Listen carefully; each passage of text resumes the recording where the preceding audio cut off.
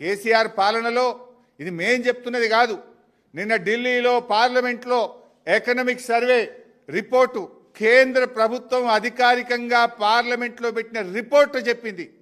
ఏం చెప్పిందో మీకు తెలిసి రిపోర్ట్లో కేంద్ర ప్రభుత్వమే చెప్పింది. ఇవాళ తెలంగాణ అద్భుతమైన ప్రగతిని సాధించింది. 2,20,00,000 ఎకరాల మాగానిగా తెలంగాణను 9 ఏళ్ల బీఆర్ఎస్ పాలనలో జరిగిందని చెప్పి ఈ రిపోర్ట్ చాలా స్పష్టంగా చెప్పింది.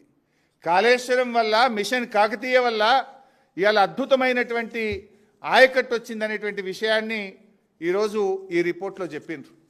కాళేశ్వరం ప్రాజెక్టు ద్వారా 17,08,230 ఎకరాల స్థిరీకరణ జరిగింది. మిషన్ కాకతీయ ద్వారా 15 లక్షల ఎకరాల స్థిరీకరణ జరిగింది.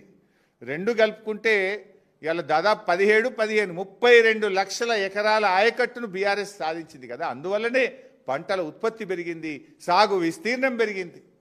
అప్పుడప్పుడు ఊకే పొద్దుగా లేస్తే మా మీద నోరు బారేసుకునే బండి సంజయ్, కిషన్ రెడ్డిలు ఇప్పటికైనా నోరు మూస్తే మంచిది. సోయి తెచ్చుకోండి.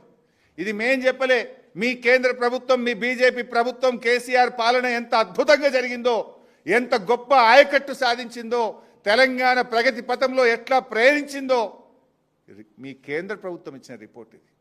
ఇప్పటికైనా కళ్ళు తెరవండి. అనవసరంగా బీఆర్ఎస్ మీద నోరు బారేసుకోకండి. This is the work we have done.